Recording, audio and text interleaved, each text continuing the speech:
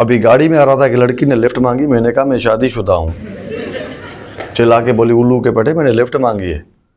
मैंने कहा हाँ मेरी बीवी ने भी तो लिफ्ट ही मांगी थी। और वैसे भी शादी के बाद बंदा लड़की को लिफ्ट देने के कहाँ काबिल रहता है। ये तो हम घिसे पिटे दोस्तों को लिफ्ट दे रहे होते हैं, लेकिन दोस्तों में भी कुछ ऐसे कमीने दोस्त होते हैं जिनकी कोई इंतहा नहीं। और अल्हम्दुलिल्लाह मेरा भी एक ऐसा कमीना दोस्त है। उस दिन एक लड़की मेरे पास आके बैठी, सिर्फ एड्रेस पूछ रही थी। जैसे वो मेरे पास बैठी तो मेरा दोस्त इस कुत्ते की तरह ताड़ रहा आया मेरे पास, मुझे बुलाया, 1 मिनट काम है। मैंने कहा क्या काम है? कहा 10,000 चाहिए, देगा? मैंने कहा नहीं है, जा। कहा बीवी को जाके बताऊंगा कि शादी के बाद इसने पता नहीं क्या शुरू किया है। मैंने कहा बीवी को नहीं, उसकी माँ को जाके बता कि शादी के बाद मैंने क्या शुरू किया है। जज्बात में तो मैंने उसे बोल दिया, वो चला गया। अब बेटा फिजिकली लड़की के साथ हूँ, दिमाग सारा उसके पास। वो गया, दरवाज़ा नॉक किया, मेरी बीवी ने अंदर से आवाज़ दी कौन? कहा भाभी आपको पता है कि आपके शोहर ने शादी के बाद क्या शुरू किया है? तब तक मैं भी वहाँ पे पहुँच गया।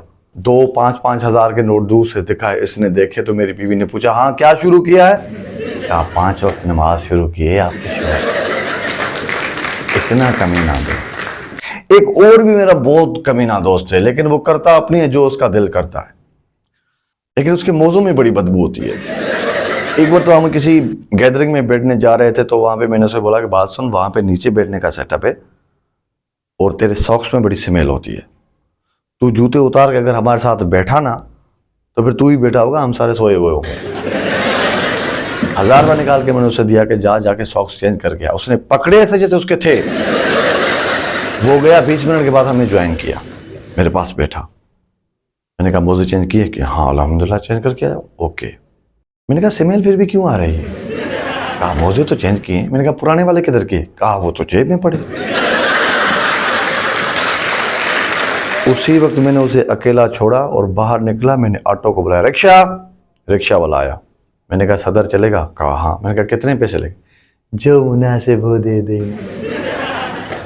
जिस अंदाज में उसने मुझे ऐसे कहा ना, जो मुनासिब हो दे देना, मेरे दिल से आवाज़ आई इस ज़मीन पे इससे बड़ा अशराफ कोई भी नहीं है। मैं रिक्शा में बैठा, रिक्शा चला, सदर में उसने उतारा। 600 रुपये निकाल के मैंने उसे दिए। 600 रुपये पकड़ कर मेरे मुंह पे मार के बोलता है इतनी दूर से लेके आऊँ, 600 लूँगा क्या? मैंने भी उधर ही स्टेटमेंट चेंज की। मैंने कहा इस ज़मीन पे इससे बड़ा हरामी कोई नहीं हो सकता।